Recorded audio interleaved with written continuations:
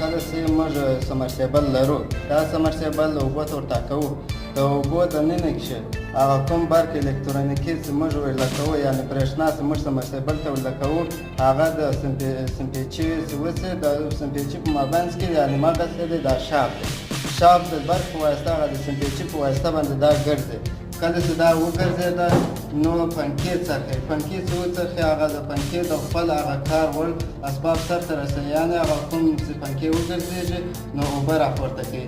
د دو خرابتیا څه شي؟ د دو خرابتیا په هغه وخت کې زیاته کېږي چې کوم وخت په برمه کې هغېږي یا پنکې جامې شي، د دو د خپل د دې د سرو چې دی د دې خپل دغه کېږي سلیپ کېږي، یعنې د هغه سره چې دی د هغه جرونه دا جرونه چې دی دا سلیپ کېږي. د دې سلیپ له امله څخه هغه د پنکو جرۍ چې دی هغه پنکو جرۍ کې دی خپله دغه سره اوړي. مثال داسې اوس جر لري، داسې چېرې دا سلیپ چې داسې لکه دغه سپین داسې شاپ چې وینئ بس دا رقم ته شي. نو داسې کله دا رقم ته شي نو د پنکو د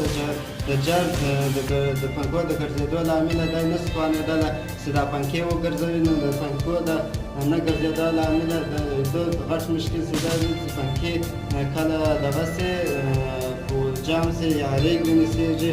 د دغو د ریګ له د مشکله ځینې وخت د برق د جټکو له امله هم دغه پنکې ریګ نیسي. دا ریګ چې کله ونیسېږي نو بیا دغه پنکې زیات تاوان سره رسوي.